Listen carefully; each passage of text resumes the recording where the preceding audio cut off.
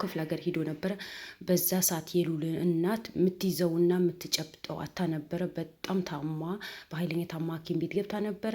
አሁን ደህና ናት፣ ከሐኪም ቤት ወጥታለች። በዛ ሰዓት ደግሞ የሉል አብሮ አደገ የጎረቤት ጓደኛው ነው ከእናቱ ጎን ሆኖ ከእህቱ ጎን ሆኖ የሚንከባከባቸው የነበረው።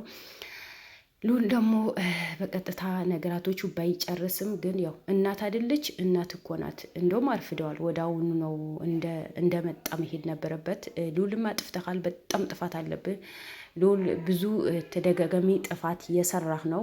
ስለዚህ በዚህ ጥፋትህ ደግሞ በጣም መቀጣት አለብህ። በተለይ በእናትህ ጉዳይ ላይ እኛ ተሆን እኛ ተመልካቾች አንተን የምንከታተለኛ ተሆን ችግር የለውም። ግን በእናትህ ጉዳይ ላይ በጣም ጥፋት አጥፍተሃል። እነ ሚኪ ካገኘሁ በኋላ ደግሞ ደውለህ ማውራት ነበረብህ፣ ደውለህ ማግኘት ነበረብህ። እናትህ በዚህ ልክ ከቤት ውጣልኝ ስትልህ ድረስ መቆየት አልነበረብህም። እናትህ እኮ ናት፣ ትጨናነቃለች፣ ታስባለች፣ ጭንቀት ውስጥ ትገባለች። ስለዚህ ሉል አሁንም በድጋሚ እናትህን ይቅርታን ጠይቀህ ጥፋትህን ታርመህ ሁሉ ነገር መካስ አለብህ። የጓደኞችህ እንኳን ከትላንት ወዳ ለጓደኞችህ ስጦታ ሳታቀርብ በፊት ነው እናትህ ጋር መሄድ አለብህ የነበረብህ። ምክንያቱም እናት በምንም ነገር አትተካም። እናት እናት ናት። ምንም ማንም የሚተካት ነገር የለም። እናት ለኛ ዓለማችን ናት አይደል እንዴ? እናት በምንም ነገር የምትተካ አይደለችም። እና የልዑል እናት ስታለቅስ እኔ ማልቅሻለሁ።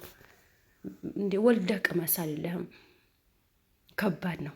ከባድ ርግማኔ ነው ስትለው በጣም ነው የደነገጥኩት። በዚህ ልክ ተሰምተዋታል ወይ? በዚህ ልክ አሟት ነበረ ወይ አልኩኝ። ሁለተኛ ደግሞ ሲገባ ጊዜ እንዳትገባ በቃ ቤቴ እንዳትገባ ውጣልኝ ብላ አረረች ስትል እንዲህ ለምን በዚህ ልክ ምን ተፈጥሮ ነው አልኩኝ። እና ሉል ተው፣ በተደጋጋሚ ያው እናትም ነግራሃለች፣ ጥፋትን አታጥፋ። በቃ ሰውን የሚጎዳ ነገር አታድርግ። እባክህ መጠንቀቅ አለብህ። ሰው የተከፋበት ሰው በጣም መጥፎ ነው። ሰው ያዘነበት ሰው በጣም መጥፎ ነው። ስለዚህ እባካችሁ ሉልም እናት ደግሞ መቼም እናት ናት፣ በልጇ አትጨክንም። እናት መቼም በልጇ ጨክናም አታውቅም። እና በመጨረሻ ሉል ከእናት ጋር ታርቆ እናቱ ይዞ ወደ ውጭ ነው የወጣው። ግን በመጀመሪያ በጣም አልቅሳለች ሆናለች። እኔ ማን ነው የሚደርስልኝ? እኔ ማን ነው የሚያዝንልኝ? ዲና በጣም መጥፎ እንደሆነች ተናግሬሃለሁ፣ ነግሬህ ነበር። ለምን እንደዚህ ነገር ታደርጋለህ? በቃ እናትህ ለምን ደሞ ማሰማት? እኔ ታምሜ ብሞታን ተጠቅመህ ምንድን ነው የምትጠቀመው? ለምን ደው በዚህ ልክ ራስህን ራስ ወዳጅ የምትሆነው? እኔ እናትህ አይደለሁም ወይ? አልጎዳም ወይ? ጉዳት አይሰማኝም ወይ? በጣም ብዙ ነገር ነው የተናገረችው። ይሄ ልጅ ባይኖር ወዴት ሊሄድ ነበረ? ምን ይወጣኝ ነበረ? ማን ነው የሚንከባከበኝ?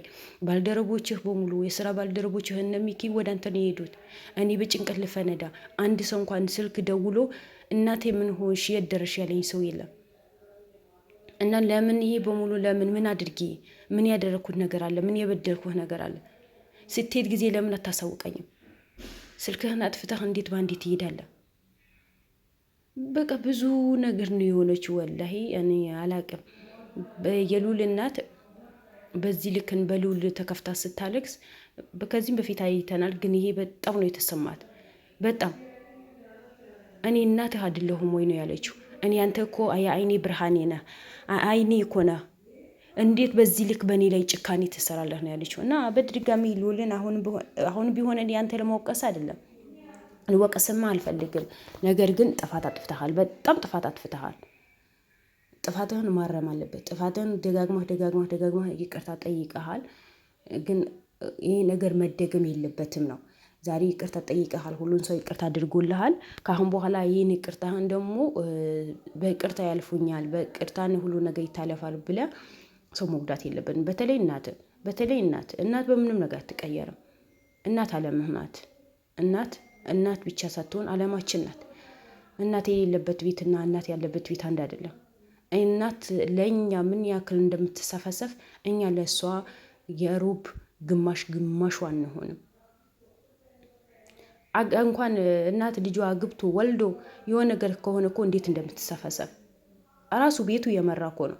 ቤቱ የመራ የሆነ ነገር ሆነ ሲባል እንዴት እንሰፈሰፋለች?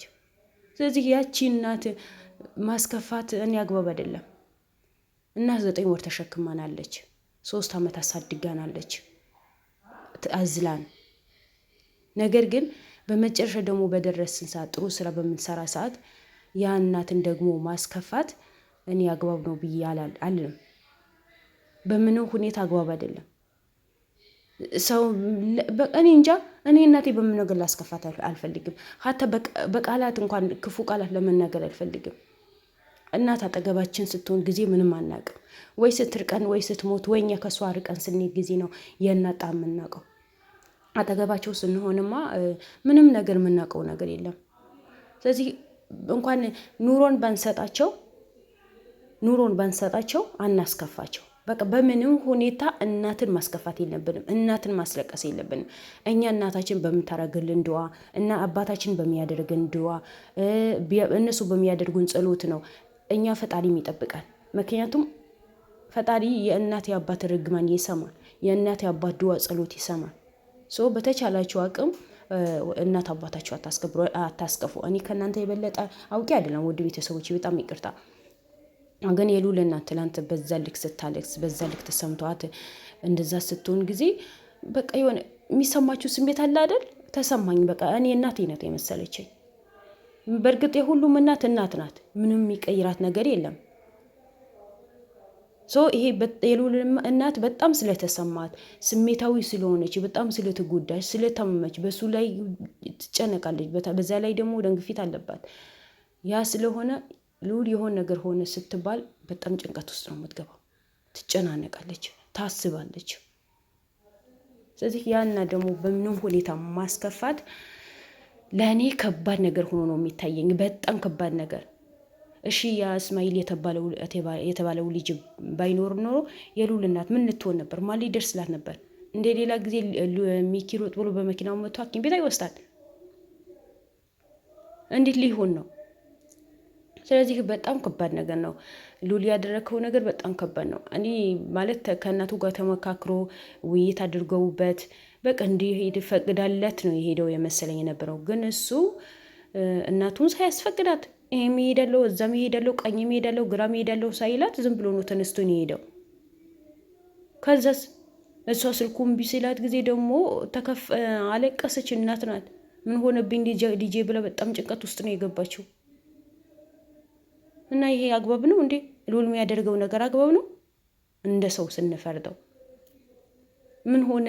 ምክንያቱም በየቦታ ጠላት እንደሚበዛበት ስለምታውቅ ትጨናነቃለች። እናት አይደለችም?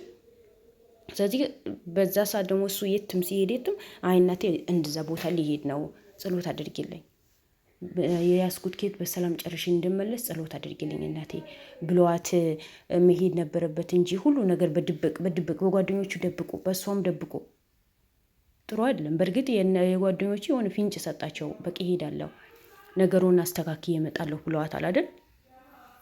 ነገር ግን እናቱን በጣም ከባድ ነው። ሉል ይሄ ነገር መደገም የለበትም። ከአሁን በኋላ በምንም ሁኔታ ማድረግ የለብህም። ነገራቶችን አስተካክለን መንገዱ ብትመራው ነው የሚሻለው እንጂ እናትህን አስከፍታ ባልደረቦችህን አስከፍታ መንገድ የምትጓዝ ከሆነ ለአንተም ልክ አይመጣልህም፣ ለቤተሰቦችም ልክ አይመጣም፣ ለምንም ልክ አይደለም።